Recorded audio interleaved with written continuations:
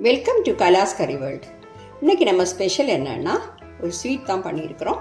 அது என்ன ஸ்வீட்டுன்னா பலாக்கொட்டை இருக்கு. அந்த பலாக்கொட்டையை வச்சு அருமையான ஒரு ஸ்வீட் பண்ணியிருக்கிறோம். இல்லை டேஸ்ட்டாக இருக்கும், ஈஸியாக பண்ணிடலாம், ஆனால் ஹெல்த்தியும் கூட. அதாவது பலாக்கொட்டை வந்து ரொம்ப ஹெல்த்தியானது. அது தெரியாமல் நாம் வந்து த்ரோ பண்ணிடுவோம். அதை காய் பலாப்பழம் எல்லாமே வாங்கிட்டு இந்த பலாக்கொட்டையை மேக்ஸிமம் நம்ம த்ரோ பண்ணிடுவோம். ஆனால் நீ அப்படி பண்ணாதீங்க. ஏன்னா அதில் நிறைய டிஷ்ஷஸ் பண்ணலாம். நம்ம பொரியல் பண்ணலாம், அப்படி நிறைய பண்ணலாம். ஆனால் இப்போ வந்து நம்ம ஒரு ஸ்வீட் பண்ணியிருக்கிறோம். ரொம்ப அருமையாக இருக்கும். கரெக்டாக நீங்கள் ட்ரை பண்ணி பார்க்கணும். ஓகே, அதை எப்படி பண்ணுறதுங்கிறது பார்க்கலாம் வாங்க. நான் உங்களுக்கு எடுத்து காட்டுறேன் பாருங்கள். பார்த்தீங்களா, சூப்பராக இருக்கும். ரொம்ப டேஸ்ட்டாகவும் இருக்கும், சாஃப்டாகவும் இருக்கும். வாங்க பார்க்கலாம். இப்போ நாம் அந்த ஸ்வீட்டு பண்ணுறதுக்காக நான் வந்து இந்த பாருங்கள், பலாக்கொட்டை வந்து 1 கப்பு. இது வந்து நீங்கள் அளந்து பார்த்தா 1 கப்பு இருக்கும். இந்த மாதிரி கட் பண்ணிவிட்டு நீங்கள் வந்து கொஞ்சம் நேரம் வெயிலில் வைக்கணுன்னாலும் வச்சுக்கலாம். வச்சுட்டு அப்புறமா வறுத்தெடுத்தா சீக்கிரமாக வறுத்துடலாம். வெயிலில் வைக்க முடியலனாலும் ஒரு பிரச்சனையும் இல்லை. நாம் இதை வந்து வறுத்தெடுக்கணும். ஒரு 10 நிமிஷம் ஆகும், அவ்வளோதான். அந்த டைம் மட்டும்தான் நம்மளுக்கு இதுக்கு ஆகும். கொஞ்சம் வெள்ளைப்பாகும் வேணும்.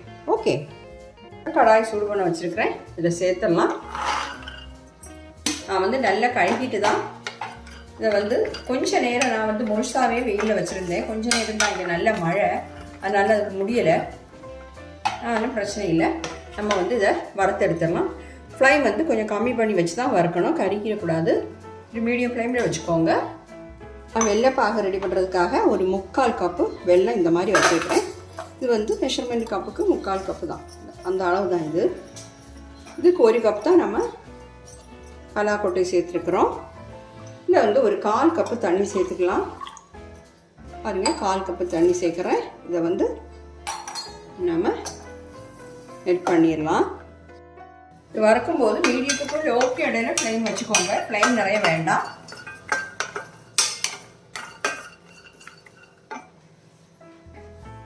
இப்போ பாருங்கள், பலாக்கொட்டை வந்து 10 நிமிஷமாக வறுத்துட்ருக்கிறேன். சவுண்டு வருது பார்த்தீங்களா, கலக்கலன்னு. போதும், ஃப்ளைம் ஆஃப் பண்ணிடலாம்.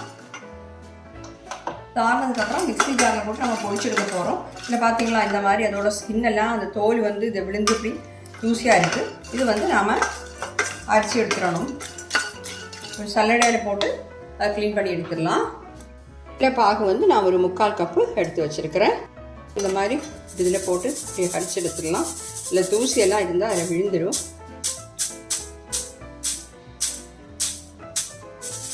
பார்த்தீங்களா, இந்த மாதிரி தூசி விழுந்துடும்.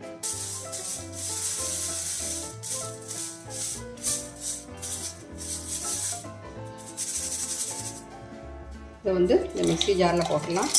பார்த்தீங்களா, போடும்போது சவுண்டு வருது, நல்லா வரப்பட்டுடுச்சு. இதை வந்து பொடி பண்ணிட்டு வந்துடுறேன். பாருங்க, இந்த மாதிரி பொடிச்சு எடுத்துட்டேன். அதுக்காக நான் கேஸ் ஆன் பண்ணி ஒரு பேன் வச்சுருக்கிறேன். இதில் வந்து 2 ஸ்பூன் நெய் சேர்க்குறேன். 2 டீஸ்பூன் தான் சேர்த்துருக்குறேன். நெய் வந்து சூடாகட்டும். இப்போ வந்து இதில் நாம் 1 கப்பு துருவின தேங்காய் சேர்க்குறேன். இந்த நெய்யில் இந்த தேங்காவை, அந்த தேங்காவோட பச்சை வாசம் போனால் மட்டும் போதும், ரொம்ப எல்லாம் வறுக்க வேண்டாம். ஃப்ளைம் கம்மி பண்ணி வச்சுக்கோங்க, மீடியம் ஃப்ளேமில் வச்சுக்கலாம்.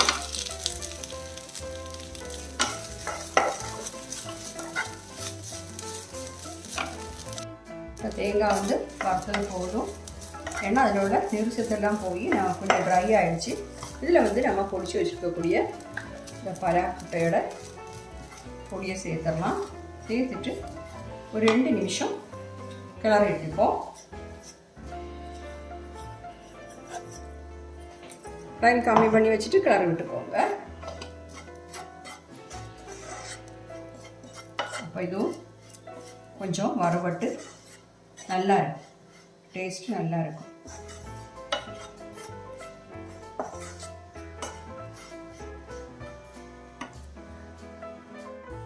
இது வந்து 1/2 டீஸ்பூன் அளவுக்கு பெருங்காயத்தூள் அந்த காந்தமம் பவுடர் இருக்கு, ஏலக்காய் தூள், அது சேர்க்குறேன்.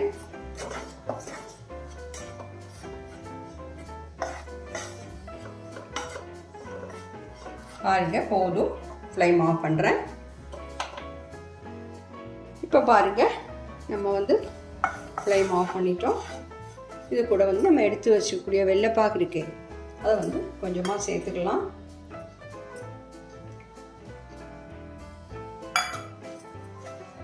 நல்லா கிளறிக்கோங்க.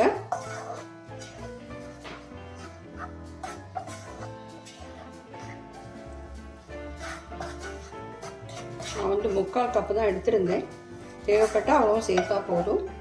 இப்போ வந்து 1/2 கப்புக்கு மேலேயே நான் சேர்த்துட்டேன்.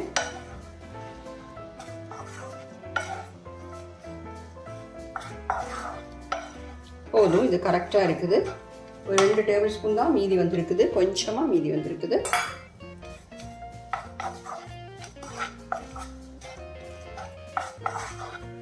நம்ம வேறு ஏதாவது ஸ்நாக்ஸ் பண்ணும்போது அதை ஃப்ரிட்ஜில் வச்சுருந்து எவ்வளோ நாளானாலும் அப்படியே இருக்கும், எடுத்துக்கலாம். ஓகே, இனி நம்ம இந்த சின்ன சூடாக இருக்கும் அந்த டைம்லேயே நாம் வந்து இப்படி உருண்டை பிடிச்சிக்கலாம். இந்த மாதிரி பாருங்க, சின்ன சூடாக இருக்கும்போதே பிடிச்சிக்கோங்க, அப்போ தான் நல்ல நீட்டாக நமக்கு இப்படி உருட்டி எடுக்க முடியும். எல்லாத்தையும் ஒரே ஷேப்பாக பண்ணிடலாம். பாருங்க, இதே ஷேப்பில் எல்லாமே பண்ணிடலாம். உங்களுக்கு வந்து ஒரு கை வச்சு உருட்டுனா இப்படி நல்லா கரெக்டாக ஆகலைன்னா நீங்கள் 2 கையில் இப்படி வச்சுட்டு இப்படியும் கூட பண்ணலாம். ஓகே,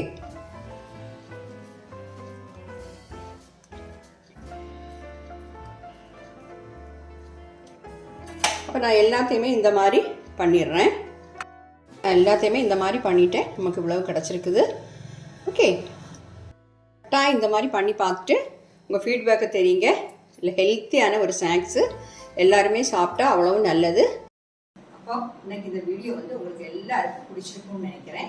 பிடிச்சிருந்தா என்னுடைய சேனல் இது வரைக்கும் நீங்கள் சப்ஸ்கிரைப் பண்ணலைன்னா தயவு பண்ணி சப்ஸ்கிரைப் பண்ணுங்கள், லைக் பண்ணோம், ஷேர் பண்ணோம், கமெண்ட் பண்ணோம். மறந்துடாதீங்க. அடுத்து ஒரு நல்ல வீடியோமா திரும்பவும் சந்திக்கலாம். Okay, thank you.